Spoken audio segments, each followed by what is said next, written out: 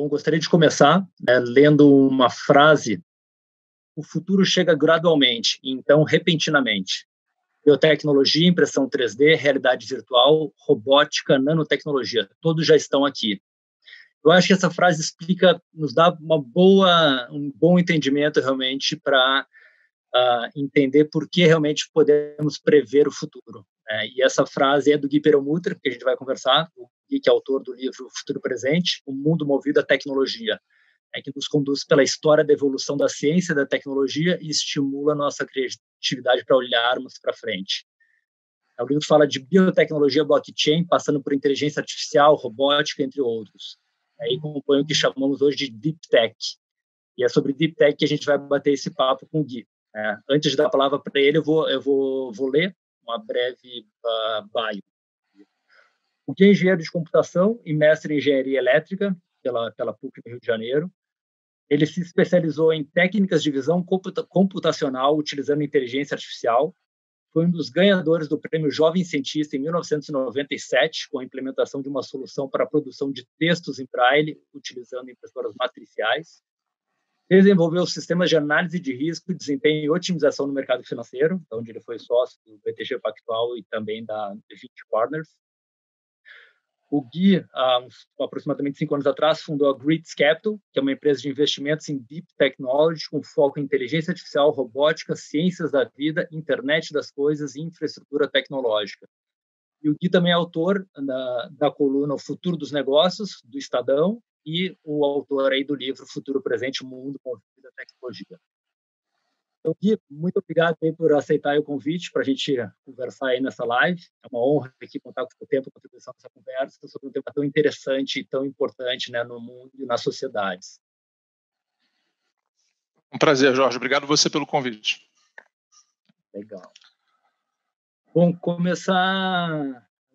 Preparei algumas perguntas para a gente falar, mas então, começando aqui, nos anos 90, ainda muito pouco se falava sobre inteligência artificial, tu já estava se especializando no assunto, e aplicando em projetos de visão computacional.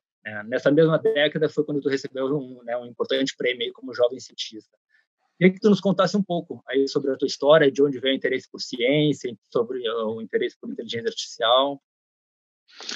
Isso começou cedo, eu acho que como tantas histórias, desde relativamente novo, eu fui sempre muito interessado em tecnologia, comecei a programar computador muito cedo, tive interesse na área de inteligência artificial já naquele momento, porque eu tinha uma percepção muito clara de que você ia ver, sim, uma explosão de aplicações dessas técnicas naturais, dessas técnicas que tentam imitar ou emular um pouquinho o ser humano nas indústrias de todos os tipos.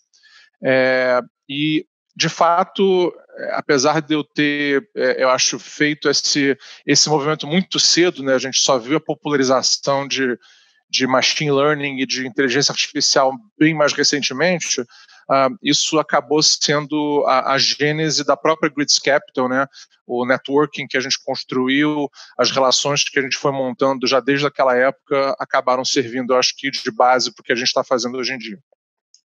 Desde lá daquela época, todos os contatos, o interesse pelos assuntos, tudo mais. Exatamente. E nos fala um pouquinho da época do mercado financeiro, Tu trabalhaste uns bons anos lá também, desenvolvendo complexos modelos, de análise de risco, otimização de mercado, programando robôs, usando a aprendizado de máquina, numa época onde tudo isso estava recém começando no mercado. E eu queria que tu contasse um pouquinho como tu viu, a chegada da tecnologia no mercado financeiro nessas últimas décadas, e qual a amplitude dela hoje e quais são os sinais realmente que nos mostram as tendências para o futuro. O mercado financeiro ele acabou sendo uma escola excepcional para complementar essa parte mais técnico-científica, que sempre foi meu forte. O mercado financeiro ele trouxe uma visão muito pragmática, muito realista, muito clara dos mecanismos que fazem a economia girar. E que são fundamentais para o sucesso de qualquer startup, de qualquer empreendimento. Eu sei que a gente vai falar um pouquinho sobre isso mais na frente. O mercado brasileiro em particular, né, o mercado financeiro brasileiro em particular, ele é bastante sofisticado. A gente tem, até por uma herança inflacionária, uma herança de uma economia sempre passando por choques, tanto externos quanto internos, a gente acabou desenvolvendo um mercado relativamente sofisticado, certamente em termos de sistemas, em termos de tecnologia bancária, o Brasil está entre os países mais sofisticados do mundo, e acho que assim ficará, né, por um bom tempo. E essa experiência ela acabou também sendo útil para construir todo o case de investimento em venture capital, né, onde você tem que necessariamente aliar esse skill técnico, que é o que é necessário, no caso, para investir em deep technology, com o skill financeiro econômico para você poder ter a frieza de fazer um investimento em um momento mais complicado, você poder discernir um pouco a numerologia que está embutida nos valuations das empresas ou nos rounds que os VCs, os investidores de venture capital querem fazer. E por fim, com relação à sua pergunta, eu acho que o mercado financeiro e a tecnologia eles já eram parceiros de longa data, especialmente aqui no Brasil, e as fintechs, mais recentemente, elas estão comprovando que esse casamento ele é um casamento muito, muito duradouro, né? As fintechs elas vão acho que aumentar o grau de participação dela no que tange tecnologias de mercado de forma geral. Eu acho que muitos empregos, muitas tarefas, muitas funções que hoje estão na mão de seres humanos dentro do mercado financeiro vão ser gradualmente transferidos em maior ou em menor medida para máquinas, e isso, de novo, quando a gente falar da parte toda do futuro do trabalho, eu acho que vai ser um exemplo importante e interessante sobre como a tecnologia vai avançar nesse setor, que é um dos setores onde o Brasil tem uma vocação muito forte para desenvolvimento. Legal, legal.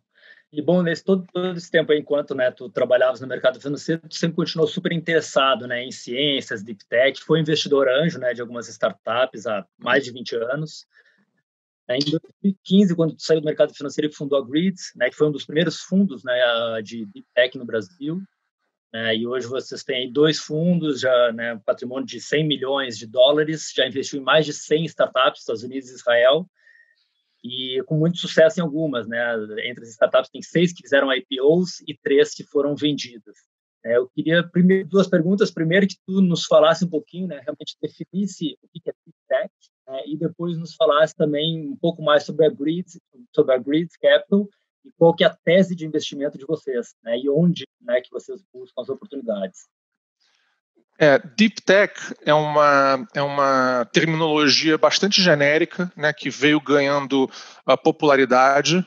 Quando eu comecei a fazer esse tipo de investimento lá no início do milênio, né, lá em 2000, 99 com 2000, era chamado Emerging Tech e Frontier Tech. Depois começou a ser chamado de Hard Tech, hoje em dia Deep Tech. E esse é um termo que ele tenta ser um termo guarda-chuva, ele tenta ser um termo que contempla um grande leque de startups e de segmentos de atuação dessas startups. Quando a gente fala de Deep Tech, talvez uma forma fácil de exemplificar é fazendo um contraponto com Soft Tech ou com Tech Enabled, né? Com os businesses que são viáveis por causa da tecnologia, né? Os businesses que são criados graças à popularização das tecnologias que até alguns anos atrás eram muito caras e pouco acessíveis. Então, quando você tem a popularização, por exemplo, do GPS, do smartphone, você consegue criar um Uber. Quando você tem a popularização de mecanismos, de algoritmos de Big Data, você consegue criar algoritmos de recomendação, algoritmos de escolha, onde existem múltiplas opções. Tudo que você desenvolve, todas as empresas que você monta, que estão ancoradas em tecnologias que já são existentes, bem conhecidas e bem dominadas, elas são chamadas de soft tech companies ou tech-enabled companies, né? A Deep Tech, ou as empresas de Deep Tech, por outro lado, elas são empresas que são muito mais voltadas para o desenvolvimento dessas tecnologias. Então, você imagina que é como se a empresa de Soft Tech ela fosse o resultado da combinação de vários blocos Lego que se juntaram para formar algum objeto. As companhias de Deep Tech, elas estão fazendo esses blocos Lego. Então, elas estão desenvolvendo novos tipos de sensores para a internet das coisas, novos tipos de materiais, tecnologias para atuar em escala nanométrica, tecnologias para novas fontes de energia, tecnologias para diagnósticos, terapias, cirurgias, desenvolvimento de novas drogas, tecnologias para a exploração do espaço e otimização das técnicas de agricultura e pecuária. Então, Deep Tech, via de regra, tem sempre uma forte ênfase em desenvolvimento técnico-científico, né? Normalmente os empreendedores são fortemente vinculados à academia ou a centro de pesquisa, têm formação em áreas onde existe a necessidade de aprofundamento, seja um doutoramento, seja um pós-doutoramento, e isso cria nesse espaço um espaço, obviamente, altamente sofisticado em termos de escolhas, né? E, ao mesmo tempo, muito interessante, porque essa frase que você usou no início da nossa conversa, né, que o jeito mais fácil de prever o futuro de inventar o futuro, de tentar prever o futuro, é estar perto de quem está inventando esse futuro. Isso é exatamente o que Deep Tech tenta fazer. A gente está perto dos empreendedores e dos cientistas e dos técnicos que estão criando os mecanismos que vão empurrar, eu acho, a ciência, a tecnologia e os negócios, né, em última instância, para frente. E no que diz respeito a grids, né, o nosso modelo de negócios é um modelo onde a gente tenta sempre estar muito perto dos grandes berços de inovação científica, né? Onde a gente tenta estar muito perto dos empreendedores e dos polos de pesquisa e dos gestores mesmo de Deep Technology para conseguir estar acessando para os nossos investidores o que é de mais, não apenas sofisticado, mas também com maior probabilidade de sucesso, dado que Venture Capital é, sim, uma classe de investimento de alto risco, onde nem tudo vai funcionar, onde nem tudo vai dar certo. Então, para a gente tentar maximizar isso, a gente atua como investidores eminentemente nos Estados Unidos e Israel, e aqui no Brasil o que a gente tenta fazer é através de parcerias, como, por exemplo, a parceria que a gente tem aí com o State, a gente tenta, e com o livro que a gente fez, né, a gente está tentando criar uma massa crítica e um modo de fazer com que o Brasil, que tem todas as possibilidades de se tornar uma potência também no que tange o desenvolvimento de startups de Deep Technology, possa realizar o seu potencial, que ainda, nesse momento, não é o caso. Perfeito. E hoje a maioria dos investimentos é Estados Unidos e Israel, né? Conta um pouquinho por que esses locais. Quando a gente procura um pouso para o nosso investimento, quando a gente procura fazer qualquer tipo de alocação, a gente sempre está olhando para 4 grandes pilares de sustentação, né? Primeiro, a gente quer olhar se se trata de um ambiente, de uma praça, onde você tem a pesquisa científica, instituições científicas de ponta, que trabalham perto da indústria, que trabalham perto da sociedade civil, né? Segundo, a gente tenta ver ambientes onde a gente tenha naturalmente uma conexão forte, seja através da nossa história pessoal, né? Ou através do nosso networking. Terceiro, a gente procura locais onde exista uma proximidade entre os braços de pesquisa governamentais e o ambiente de investimento e de empreendedorismo. E quarto, a gente procura lugares onde todo o ecossistema de inovação ele tem muito pouca fricção, seja ambientes onde a parte jurídica, onde a parte tributária, onde a parte fiscal, onde a parte trabalhista, onde a parte de obtenção de verbas, onde a parte de tributação para os investidores e para os empreendedores seja muito madura, muito bem definida e muito democrática. Então, por causa dessa combinação de fatores, a gente acaba focando nossos investimentos e o nosso foco de pesquisa nessas duas jurisdições, né? No Brasil, de novo, a gente está olhando. A gente tem alguns desses componentes, a gente tem empreendedores de primeira linha, temos instituições de pesquisa de primeira linha, professores de primeira linha, mas a parte do ecossistema que vem melhorando largamente, né, para quem acompanha o ecossistema local, como a gente, a diferença entre o ambiente regulatório para tecnologia, para inovação, para startups hoje, comparado com o que existia há 5 anos atrás, é muito melhor, né?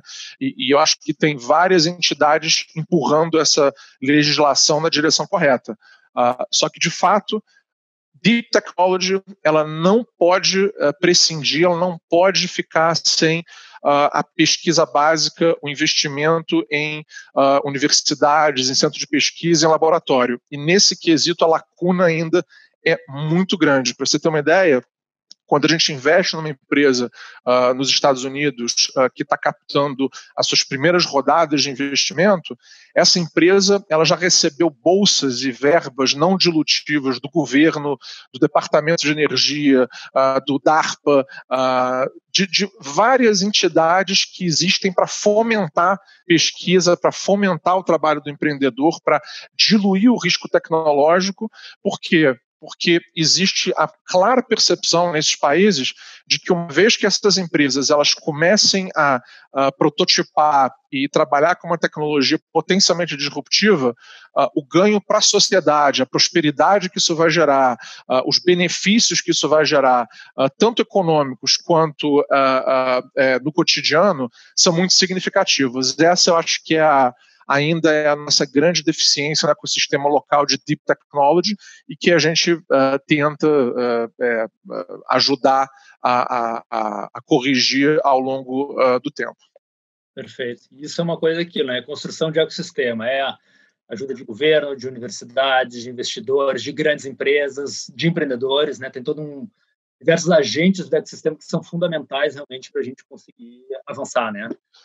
É exatamente isso. O ecossistema ele é tão forte quanto seu elemento mais fraco, né? Então você tem diversos atores no que tange um ecossistema de venture capital, né? É o que você falou, você tem empresa, você tem universidade, você tem órgãos de governo, você tem centro de pesquisa pura, você tem os empreendedores, obviamente, os investidores, e você tem que ter todos trabalhando de uma forma harmônica para você ter, de novo, a taxa de sucesso ela vai ser baixa, porque a natureza do business de venture capital é uma natureza de alto risco e alto retorno, mas em deep tech existe mais essa peculiaridade, essa necessidade de você estar muito perto dos investimentos e dos trabalhos de pesquisa em centros de excelência.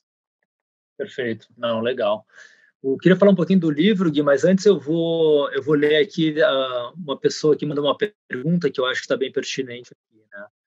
Quais são as áreas da ciência e tecnologia que o Brasil tem potencial de competir e exportar globalmente? Pai Social está perguntando. Essa pergunta é muito boa. O Brasil tem vocação. Vamos primeiro falar do que a gente tem vocação, que que eu acho que a gente já pode, de forma muito simples ou muito rápida, identificar, né? Então a gente tem, obviamente, vocação para a parte de agritech. Né? O Brasil tem, pela própria fronteira agrícola dele e pelo próprio histórico do agronegócio aqui, ele tem uma vocação natural para o agritech.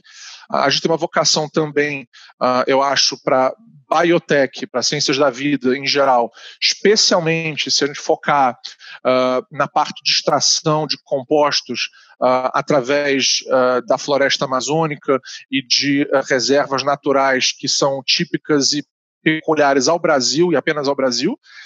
E a gente também tem, obviamente, a gente já falou, embora não seja Deep Tech por si só, eu acho que o nosso mercado financeiro ele vai viabilizar ainda muitas empresas de classe mundial de tecnologia financeira, especialmente aquelas que decidirem não se focarem nas idiosincrasias do mercado local, aquelas que resolverem fazer uma abordagem mais global. Eu acho que a gente tem talento para isso. Então, essas são as 3 áreas que elas são as mais, entre aspas, óbvias para o Brasil avançar no que tange programas de desenvolvimento de Deep Technology. Só que o Brasil ele tem escolas, ele tem centros de excelência em N outras verticais. A gente tem centros de excelência em física, né, como, por exemplo, o CBPF, a gente tem laboratórios de qualidade internacional, como a LNCC, a gente tem centros de matemática pura e aplicada, como o IMPA, que estão entre os melhores do mundo sistematicamente.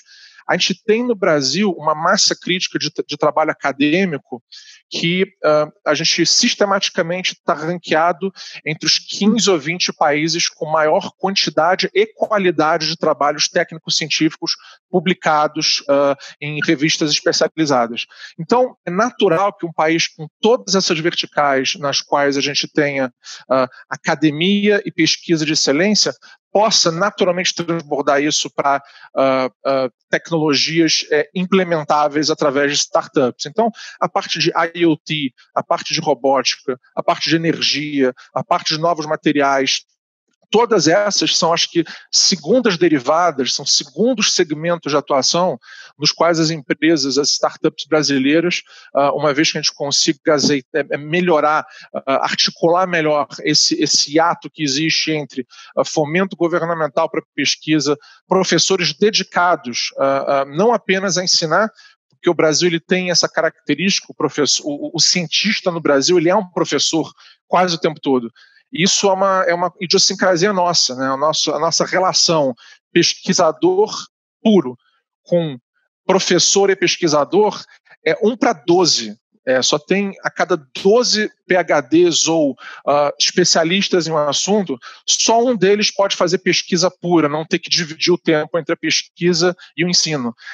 E essa proporção é uma proporção que ela precisa ser reduzida. A gente precisa ter, sim, centro de pesquisa, centro de desenvolvimento, onde só se faça isso, onde só se faça esse tipo de ação. Então, nesse caso, aí que a gente vai conseguir ver mais áreas de atuação no segmento de Deep Tech virando áreas de vocação para o Brasil. Legal. Muito bom, Gui. Continua só aqui uma outra pergunta. E o investimento em negócios Deep Tech vai ser alavancado pela pandemia? O que precisa acontecer para irmos nessa direção? A pandemia, infelizmente, né, e isso acho que é algo que já está sendo percebido e a pergunta é super pertinente. A pandemia, ela está, eu acho que simplesmente deixando claro para alguns, o que já é o nosso case de investimento há muito tempo, de que o mundo tem uma direção, um vetor de direção que vai fazer com que algumas verticais sejam privilegiadas e que muito dinheiro de pesquisa e investimento vai fluir para elas, né? A pandemia, ela deixa isso muito claro para a biotecnologia, né? A quantidade de dinheiro indo para buscar um diagnóstico rápido e seguro e efetivo para Covid-19 e para N outras doenças, terapias para cuidar dessas doenças, vacinas, que é uma corrida contra o tempo, todo mundo também buscando essa solução. Mas isso é só, de novo, a primeira derivada, né? Você tem que pensar um pouco no que acontece depois. Isso aqui, por exemplo, que está acontecendo, né? A gente, quando conversou, né, Jorge, pela primeira vez sobre esse bate-papo, a gente pensou em fazer no state, ao vivo, com todo mundo, fazer uma coisa como a gente está acostumado a fazer, né, olho no olho e tal, e a gente foi forçado a usar uma infraestrutura tecnológica que obviamente funciona muito bem e que vai ter inevitavelmente mais investimento, né? A gente viu aí com o número de pessoas trabalhando em casa e ficando em casa, o aumento de demanda na internet, aumento de demanda por equipamentos de rede sem fio, aumento de demanda em transmissão e recepção de dados, essa é uma segunda derivada. Terceira derivada é a robótica, né? Hoje em dia, por exemplo, a gente tem no nosso portfólio uma empresa de automação, onde você, como cientista, você não precisa estar no seu laboratório para fazer o seu experimento. Você pode, através de uma interface, controlar os robôs que estão no seu laboratório, que estão fazendo todo o experimento para você e te reportando isso em tempo real. Então, eu acho que a pandemia, ela acelera, sim, algumas verticais de Deep Technology, mas eu acho que no final do dia, o que ela mais vai fazer é mostrar claramente que o mundo ele vai continuar caminhando na direção de desenvolvimento de tecnologias que possam facilitar a vida do ser humano, aumentar, obviamente, o período através do qual a gente vai estar vivo para usufruir desses benefícios, tirar empregos arriscados, empregos maçantes, empregos de baixo valor agregado do ser humano e transpor isso para a máquina e aumentar a prosperidade da sociedade como um todo. Esse eu acho que o grande desafio e a grande missão que Deep Technology tem. Demais. E é muito do que tu trata no livro, né? Eu estou com o livro aqui, excelente por sinal, parabéns. Livro que virou livro de cabeceira. Obrigado. Falando um pouquinho do livro, um dos capítulos do livro, né? Tu fala sobre o mercado de trabalho e o futuro do emprego, né? Onde ali tu sempre, né, todo capítulo, todo tema que tu fala do livro, tu sempre contextualiza muito a história, né, a evolução dos fatos, tudo mais, e dá essa visão, né, de hoje, como estão caminhando, e todas as tecnologias envolvidas, que realmente nos capacitam a conseguir entender e prever um pouco esse futuro, né, que a gente falou lá naquela primeira frase, né. E um dos conceitos de economia é o conceito de posse, né, que sempre foi desde os primórdios aí da economia. E o que a gente está vendo é que, não que seja uma coisa nova, digamos, a economia de compartilhamento, mas ela é nova em larga escala, como a gente está vendo hoje, né? Então, isso é uma coisa que é uma grande mudança, né?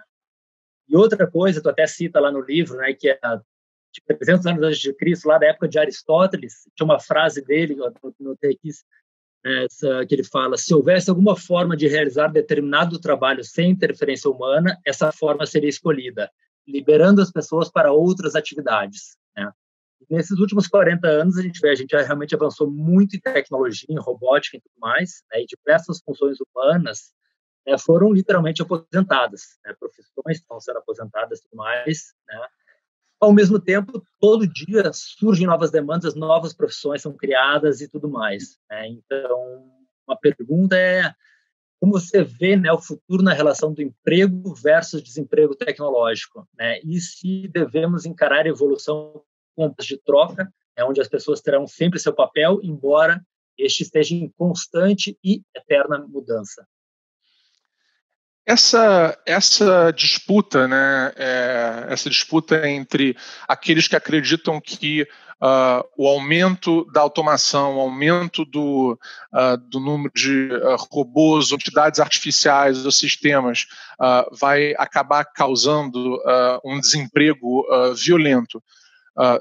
Em contraposição àquelas pessoas que acham que justamente esse tipo de avanço vai criar novas carreiras, criar novos desafios e simplesmente você ter uma substituição de um pelo outro, esse é um debate que a gente podia basicamente fazer um live talk só sobre isso, porque ele tem múltiplas facetas e múltiplas complexidades. Mas, de forma muito resumida, falar um pouquinho da minha visão, o que acontece? Quando você faz um estudo sobre para onde estão indo as capacitações dos algoritmos, dos sistemas inteligentes, dos sistemas de Big Data e dos robôs, você consegue eliminar, ou pelo menos você consegue atribuir uma alta probabilidade para que algumas posições que existem hoje possam ser substituídas por algoritmos, ou por sistemas de Big Data, ou por robôs, ou por uma combinação deles todos, né? Os exemplos estão aí. Carros autônomos podem substituir os motoristas. Sistemas com sensores podem substituir toda a parte de caixa de supermercado ou de vendedor de loja, porque você não precisa de alguém para fazer o scan do que está sendo comprado ou não. Você pode deixar um sistema cuidar disso. Tradução, pelo menos tradução não técnica, né? Tradução não técnica é mais complicado. Hoje em dia você já tem sistemas que podem traduzir de uma língua para outra, inclusive em tempo real. Existem sistemas que estão hoje comercialmente disponíveis, que você fala numa língua, a pessoa te escuta na língua dela, com a tradução em tempo real. Não é perfeito, mas vai ficar perfeito. Isso é um problema de dados. É você botar mais exemplos para o sistema entender. Então, é natural que você veja que vai haver, sim, uma substituição. A diferença é que se antigamente, quando a gente teve a migração da sociedade agrária para a sociedade industrial e depois da sociedade industrial para a sociedade de serviços, você teve uma migração do emprego do campo para a indústria e depois da indústria para o serviço. Hoje o mundo ele é, em larga medida, um mundo de serviços, né? Mais ou menos 70% da população mundial trabalha com serviços, né? Você não tem agora dos serviços para uma quarta hipótese, né? Você não vai criar um novo braço. Então a dificuldade de entender é como é que essa economia de serviços ela vai funcionar no futuro, quando todas essas mudanças das quais a gente está falando vão acontecer. E esse futuro, e é um dos argumentos do nosso livro, já chegou, esse futuro está aqui, já está na nossa frente, já está acontecendo. Estatisticamente, você tem trabalhos que colocam o número de empregos que vão ser trocados ou perdidos em 40% da força de trabalho global atual, até trabalhos que são muito mais modestos, que falam de 9% ou 10%. E esse é o debate no qual se insere a tese da renda universal básica, que voltou muito à tona por causa do Covid-19, de você ter o governo, dado que não vai ter emprego para todo mundo, você vai pegar o excesso de prosperidade da sociedade e vai reverter para as pessoas poderem ter uma renda universal básica. Mas, de novo, é um outro assunto que a gente não precisa aqui abordar. A nossa visão no que tange o futuro do trabalho, ela tem dois grandes alicerces, tá? A primeira é sobre as profissões que estão sendo criadas naturalmente por conta das novas tecnologias. Tá? Então você tinha tecnologias antigamente que forçaram você a criar, por exemplo, o técnico de televisão, o especialista em válvula, o sujeito que conseguia entender como é que aquele novo aparelho funcionava, e que agora vai ser com os novos equipamentos que a gente vai ter, os novos gadgets que a gente vai ter, as novas inserções de inteligência artificial e robótica no nosso dia a dia, você vai abrir uma lista enorme de profissões, de especializações, o sujeito que debuga código de robô, o sujeito que testa robô, o sujeito que muda algoritmos, o sujeito que customiza o robô para o uso, seja para uma pessoa de idade, para um portador de deficiência, para uma criança. Então você tem aí N exemplos de novas profissões, novas carreiras que a tecnologia vai criar, vai viabilizar. E do outro lado, obviamente, você tem não apenas essa parte das carreiras novas, das carreiras que estão sendo propiciadas pela nova tecnologia, mas você também tem agora que entender que todos os nossos desafios no que tange a essa mudança, essa migração do emprego e da criação dessas novas carreiras, ele vai ter que necessariamente passar por um ajuste. Esse desafio desse ajuste, ele vai passar pelo que a gente chama de soft skills, que é a capacidade que a gente não consegue dar para uma máquina, e dificilmente vamos conseguir, da empatia, do trato personalizado, de conseguir olhar para uma pessoa e entender do que ela está precisando. Então, todas as carreiras que têm uma forte ênfase nesse relacionamento pessoal, psicologia, psiquiatria, serviço social, no mercado financeiro, todo profissional que atende o cliente na ponta, que fala com o cliente, que entende as ansiedades do cliente. Essas são as carreiras que vão, eu acho que estão muito bem defendidas e que devem prosperar. Então, a minha visão é que você vai ter sim empregos que vão sumir, você vai ter novos empregos que vão se criar e você vai ter a preservação de alguns empregos que têm uma forte ênfase no trato com o ser humano. Legal, eu vejo muito dessa forma também, Quanto mais a gente avança em tecnologia, ao mesmo tempo, parece que mais a gente sente falta realmente do contato humano. Então, até dando um exemplo dos smartwatches e coisas esportivas, né? Hoje em dia, que negócio? Tu pode decidir começar a correr e tu vai ter um coach ali num app que vai te dizer, olha, agora corre 200 metros, para, agora descansa, entende o teu batimento cardíaco, consegue fazer todos os ajustes. Mas as pessoas continuam buscando um personal trainer, né? Uma pessoa com quem vai treinar com ela, com quem ela vai conversar, tudo mais, e cada vez mais parece que se dá valor para esse tipo de coisa. Eu acho que sim, o ser humano ele é um animal social, né? Nós somos animais sociais, a gente deseja a companhia de outro ser humano, né?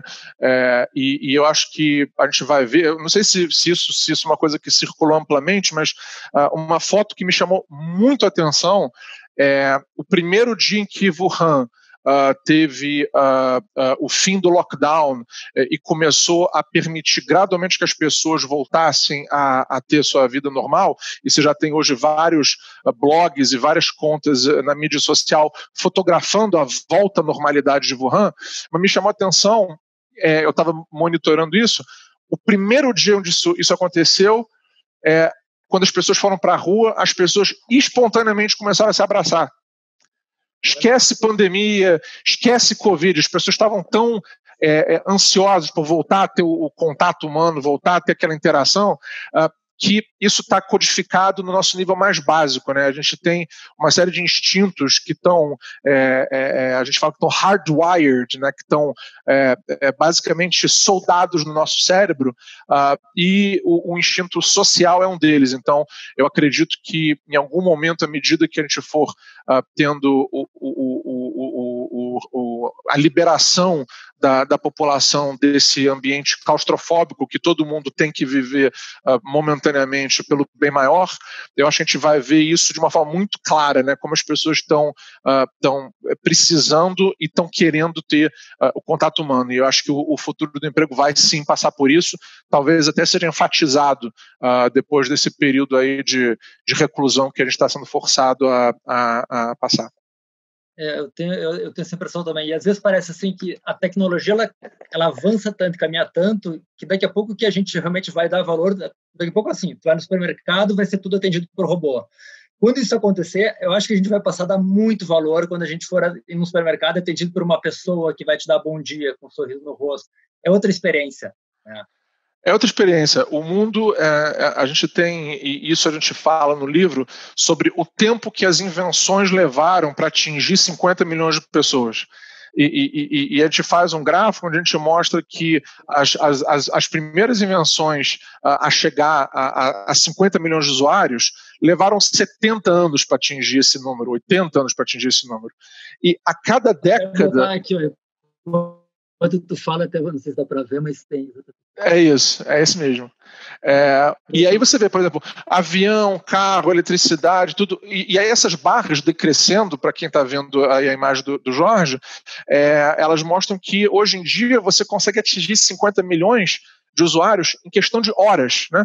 Você libera um aplicativo novo nos smartphones da turma, tá todo mundo usando e vira, você faz um conteúdo no Netflix ou no Amazon Prime ou ou no Disney Plus, no serviço de streaming, você automaticamente está acessando milhões e milhões de pessoas e de lares, de forma que a tecnologia não faz mais catch-up com o ser humano.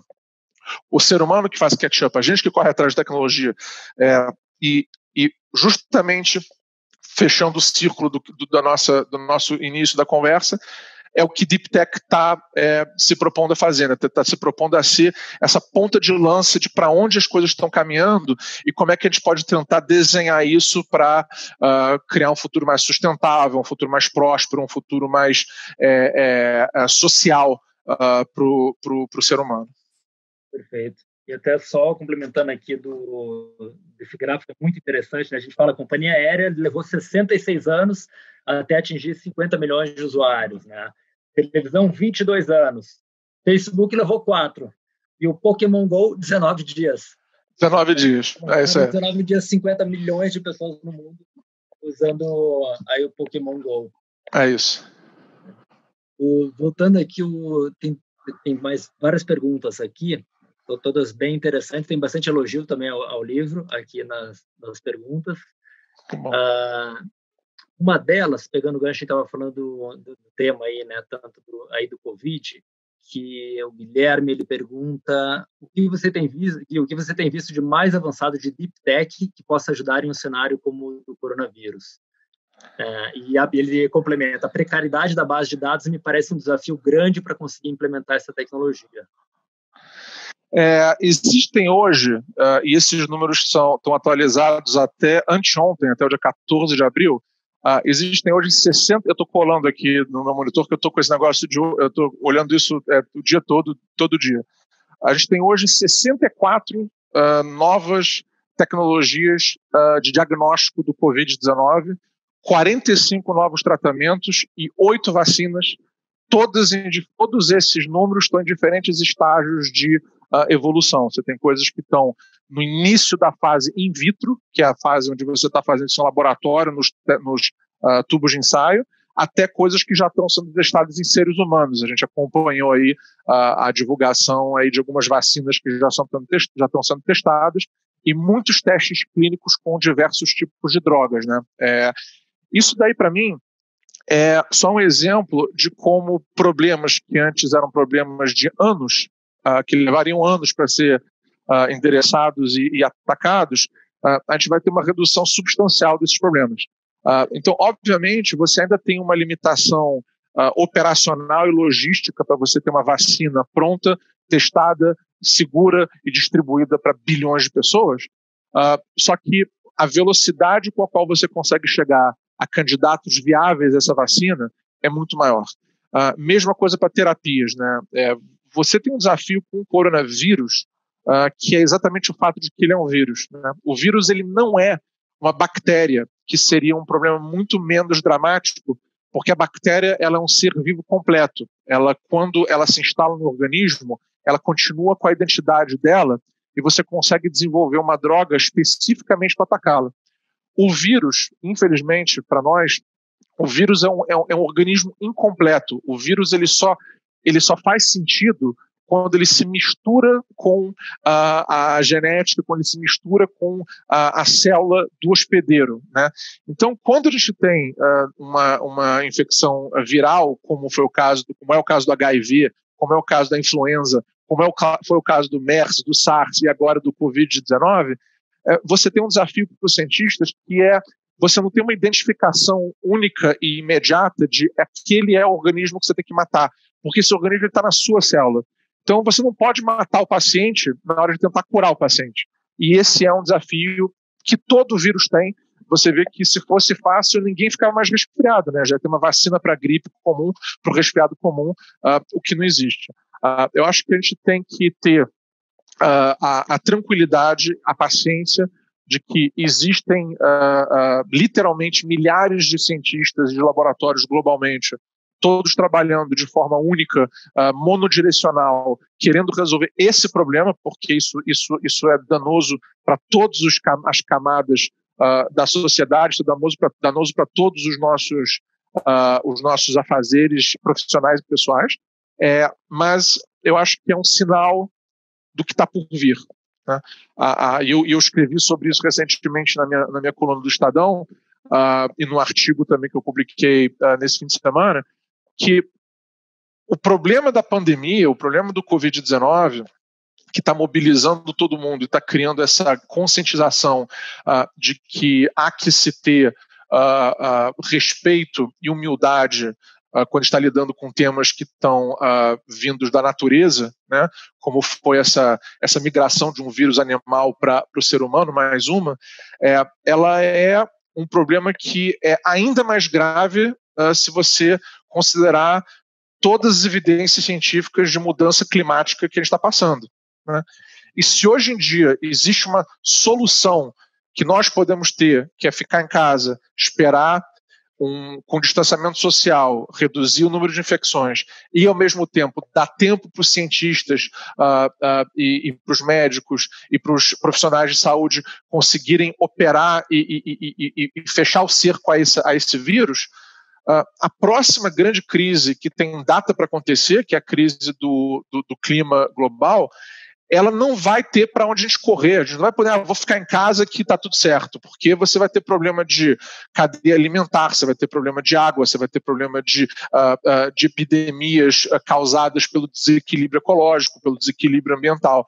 Então, isso tudo para dizer que as tecnologias que estão sendo usadas hoje para tentar atacar um problema como o Covid-19, elas também estão sendo, e nós investimos em várias delas, estão sendo atacadas, estão sendo desenvolvidas para atacar o problema do excesso de gases na nossa atmosfera, do efeito estufa, da poluição dos rios, das fontes de energia não renováveis. Esse contexto todo, e acho que isso é importante que fique muito claro, esse é o contexto, esse é o pano de fundo que empurra Deep Tech para frente. É você tentar resolver problemas que são grandes, que são globais e que são problemas que, se não forem resolvidos, a gente não vai ter muito sobre o que discutir, infelizmente. A gente não vai ter uma sociedade sobre a qual discutir. Perfeito. E tu acha que, com todo esse problema global, né, da pandemia, tu acredita que os governos, de uma forma geral, aqueles que não estavam dando tanta atenção para a ciência, para esses temas, tu acha que isso está despertando neles e podemos esperar que realmente que deem maior atenção, maior investimento, maior foco realmente nas suas políticas, né, de Estado no tema de ciência? O que tu acha? Eu adoraria acreditar nisso. Eu adoraria que fosse o caso. Eu acho lamentável que a gente tenha que passar por um episódio dramático como esse, com perda de vida humana, com sofrimento nas famílias, com profissionais da área médica se expondo todo dia ao risco de uma exposição a um vírus tão agressivo, tão contagioso. Mas o cientista, o cético em mim, tem dúvidas. Eu acho que isso vai passar. Né? Eu não sei se isso vai passar daqui a 3 meses, 6 meses ou 12 meses, mas em algum momento a gente vai ver isso passando. E a gente já viu, infelizmente, que a história tem memória curta. Né? Às vezes as pessoas rapidamente elas esquecem, lembra daquela época que a gente tinha que ficar em casa porque se saísse podia pegar, transmitir, contar. Eu espero que o que você falou aconteça, que isso seja um sinal de alerta e que as pessoas passem a ter uma agenda técnico-científica forte de Estado, um projeto de Estado, um projeto de governo. A gente vai fortalecer as entidades de pesquisa, a gente vai fortalecer as universidades, a gente vai corretamente remunerar o profissional que está empurrando a fronteira da ciência para frente. Por quê? Porque são eles que vão trazer as respostas para os desafios que estão aí na nossa frente, já estão documentados, já estão definidos, já estão identificados. Então, eu estou aqui como um torcedor, acho que junto com todos, que isso acabe, sim, se tornando verdade. Tem um pouco de ceticismo, infelizmente, mas eu espero estar errado. Olhando mais, tem bastante pergunta aqui, Gui. Tem uma aqui do grande Lucas Delgado, aí da Emerge, né, que faz exatamente essa ponte aí, né, procurando realmente, né, cientistas, né, startups de base científica dentro de universidades e levando a mercado, né, conectando com grandes empresas e tudo mais. Então, o Lucas está perguntando, né, Gui, como você comentou, esse momento apresenta uma clara necessidade do país olhar e investir em inovação de base científica. Embora as companhias também reconheçam isso, a pandemia está levando muitas delas a recuar o investimento em várias frentes, inclusive na inovação. Como você vê esse cenário e qual a sua visão em relação à inovação no país? Obrigado, Lucas. A Emerge é um outro parceiro, além do State, da Grids. A gente trabalha muito próximo deles para justamente trazer a pesquisa científica brasileira para dentro das empresas. E já existem empresas, sim, felizmente, que entenderam a inevitabilidade desse movimento e estão trabalhando próximas dessas startups, e isso é um dos caminhos que a gente acredita muito que pode alavancar o nosso papel globalmente falando dentro do ecossistema de Deep Technology, mas existe sempre a necessidade, e a gente tem que respeitar isso, que o empresário tem de enxergar o que é o futuro imediato, o que vai acontecer agora nas próximas semanas ou meses, e ter a visão de longo prazo dele. Né? É sempre muito temerário quando você sacrifica a sua visão de longo prazo em função da visão de curto prazo, ou vice-versa, você esquece o curto prazo para ter o longo prazo. Né? Afinal de contas, o longo prazo é uma sucessão de curtos prazos. Esse é o equilíbrio, esse balanceamento entre como eu posso manter vivo o espírito inovador, o espírito de desenvolvimento, o espírito que vai solucionar problemas que eu ainda não sei que eu tenho, mas que eu vou ter em algum momento com a sobrevida da minha empresa, a sobrevida do meu negócio. Então, como sempre, eu acho que nem tanto ao céu, nem tanto à terra. Há que se criar uma cultura onde o departamento de inovação ou time de inovação, ele não seja um time que você liga e desliga.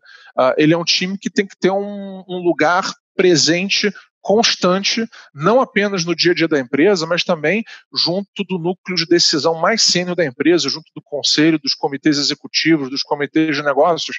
Por quê? Porque, só para dar uma estatística, de novo, a gente podia citar várias, né?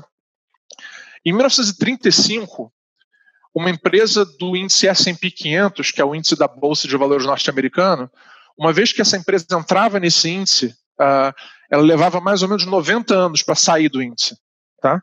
Ou seja, era um negócio que tinha uma posição de conforto relativamente grande. A estimativa é que, a partir de 2025, uma vez que uma empresa entre nesse mesmo índice, em 16 anos ela já não vai mais estar no índice. Então, a empresa que não tiver um grupo de inovação altamente conectado com o sistema de startups, com o sistema de tecnologias, sistema de venture capital, e não fazer disso uma das suas missões de sobrevivência, seja pandemia, seja não pandemia, seja business as usual, seja uma crise qualquer imposta interna ou externamente, essa empresa ela automaticamente tem um grau de possibilidade de sobrevivência que infelizmente vai ser menor. O que eu vejo muito assim, né, tem muita gente que, né, agora fala o futuro pós-Covid, né, imaginando. Eu acho assim muito difícil, né? A gente nem conhece ainda exatamente o comportamento do vírus direito, né? A gente já está aí bastante pensando, né, o pós. Mas eu acho assim, uma coisa que realmente que eu acho que vai ser fundamental para a nossa sobrevivência, como tu falou, vai ser realmente essa ligação com outros agentes do ecossistema. Essa questão cada vez mais de fortalecimento de comunidade, né? Estar realmente com outros agentes, né? Desenvolvendo coisas em conjunto, essa troca. Sozinho, dificilmente vai ser, né, dificilmente sozinho vai se conseguir as coisas aqui para frente, né? Eu acredito negócios dificilmente assim realmente sozinhos vão conseguir prosperar, né? Se não tiver toda essa ligação, conexão. Daí eu acredito muito realmente na importância dos hubs, né? Que concentram realmente, né, diversas iniciativas, diversas agências criando essa comunidade ali juntos desenvolvendo coisas, né, de forma colaborativa ou simplesmente criando um lugar, um ponto de encontro, né? Onde as pessoas discutem, falam e organizam, né, compartilham conteúdo e tudo mais. Isso, é o que a gente falou, o ecossistema ele é tão forte quanto o seu elo mais fraco e todos esses players, todos esses jogadores, esses participantes, eles têm que estar na mesma página eu acho que a gente tem que saber que o que está em jogo é muito caro, muito valioso para que a gente não tenha os nossos esforços todos direcionados para a mesma direção. E estamos chegando no fim aqui, tem mais 5 minutos. Tem uma pergunta que eu achei bem interessante também. Quem fez foi o Mauro Amorim. Ele fala assim, Gui, eu venho trabalhando com jovens do ensino médio da geração Z que nasceram com tecnologia, vivem e sofrem com ela. O que você pode dizer do que se deve fazer para ajudá-los no caminho para a universidade? E considerando a rapidez da tecnologia, você prevê atualizar, depois ele pergunta que você prevê atualizar o teu livro aí. Essa pergunta até eu vou responder enquanto não atualizar o livro, é só acompanhar aí os artigos lá no Estadão, que são muito bons. Mas, então, essa pergunta aqui, o que pode fazer para ajudar realmente essas pessoas jovens, né, realmente para se prepararem para esse futuro, não só para eu complementar a pergunta, não só para a universidade, mas realmente para esse mercado de trabalho. Existe uma. Bom, vamos começar pelo final, né? O livro, eu tomei muito cuidado no livro para não fazer previsões que vão ficar obsoletas logo. A gente tentou criar só um pano de fundo e falar um pouco das macro tendências. Então acho que ele vai demorar para ficar obsoleto, pelo menos eu espero. Acho que não tem lá nada que vai fazer feio em relação ao teste do tempo, tanto que a gente começa o livro falando das previsões mal sucedidas de pessoas absolutamente brilhantes e que se arvoraram a tentar prever o que ia acontecer. Não é trivial. então não quis me arriscar nessa seara. Eu falei de tendências que eu acho que estão muito consolidadas e que vão levar aí décadas para se desenvolver.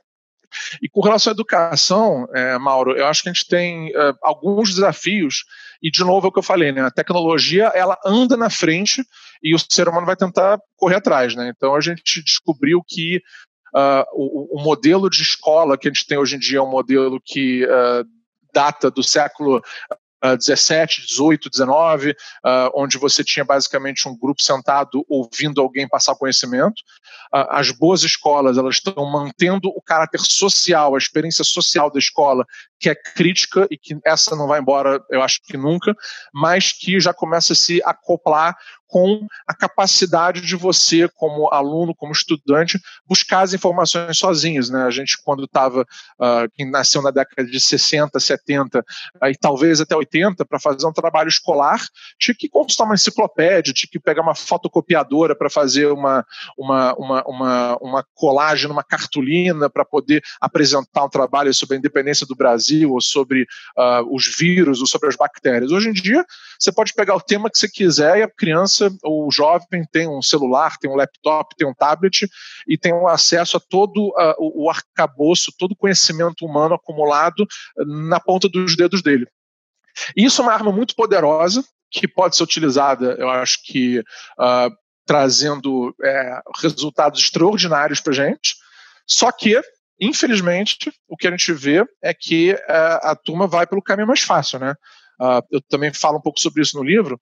As coisas mais buscadas na internet, os vídeos mais assistidos no YouTube, eles são um atestado de como a busca pelo conhecimento, a busca pelo aprendizado, ela ainda é algo que não está incutido no estudante, incutido no aluno. E se eu tivesse hoje que fazer algum tipo de sugestão, de recomendação para o professor, para o docente, ser essa: o que você precisa, o que é preciso hoje, não é massificar um determinado conhecimento, mas é instigar o aluno a ter interesse e aprender como buscar esse conhecimento, porque a especialização, a sofisticação, a complexidade do mundo no qual a gente está vivendo e vai continuar aumentando, essa é uma das inevitabilidades dos quais a gente fala, ela vai exigir pessoas que tenham interesses muito específicos, que saibam buscar informação sobre esse interesse, que saibam resolver problemas através das informações que foram recebidas e que façam essa troca de informações em comunidade, com pessoas, com pares que tenham conhecimentos complementares, conhecimentos que sejam adjacentes àquele. Então, isso que para mim vai ser um dos grandes desafios do educador hoje, o tempo de concentração, o tempo que você consegue reter o foco de um jovem hoje, ele é medido em poucos minutos, né? Você está acostumando essa turma a assimilar tudo com 3, 4 linhas, né, 140 caracteres ou 280 caracteres, no caso do Twitter, e dependendo da conta, manchetes rápidas, drops de notícias, stories do Instagram com uma imagem, um áudio e está tudo resolvido. E isso é útil para você se informar, mas isso não cristaliza um profissional, isso não cristaliza alguém que vai resolver problemas substanciais, infelizmente. Legal, acho que foi muito boa dica, Gui, muito boa recomendação. E bom, para terminar, falar um pouquinho qual seria a recomendação, digamos, como política de governo, né?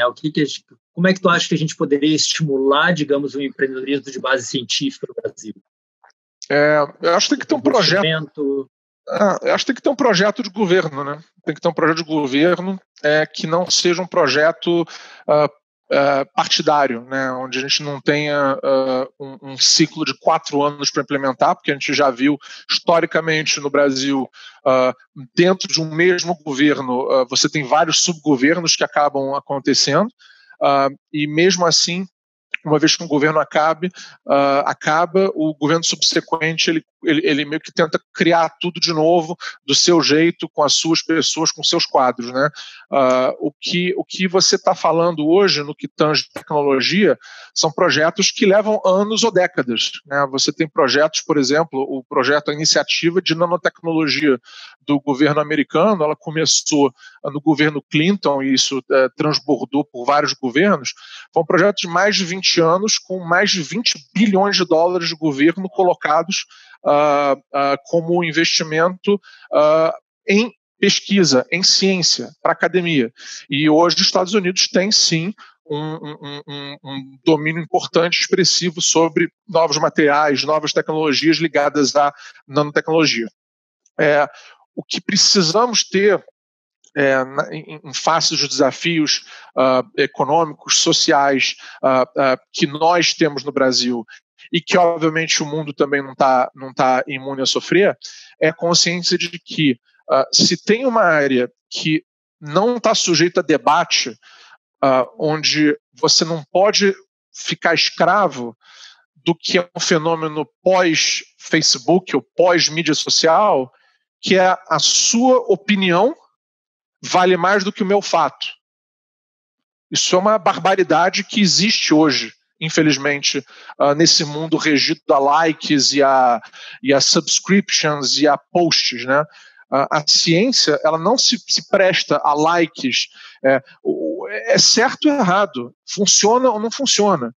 E tecnologia, inovação, deep technology, ela está intimamente ligada a esse conceito. Então, acho que em termos governamentais, em termos de política de Estado, há que se criar um plano onde, se a gente não quiser ficar à margem do desenvolvimento socioeconômico global, se a gente não quiser ficar esperando as soluções e as inovações para comprá-las em troca de produtos de baixo valor agregado, a gente tem que ter uma política de Estado onde a gente privilegia o professor, onde privilegia o aluno, onde privilegia o centro de pesquisa, onde privilegia o laboratório, onde privilegia a engenharia, a física, a matemática, a química, a biologia, as artes, o design, a prototipação de produto, o ecossistema que vai permitir que você saia do achismo, da opinião, que todo mundo tem, para o fato científico que vai, sim, gerar a solução para um problema que você esteja vivendo.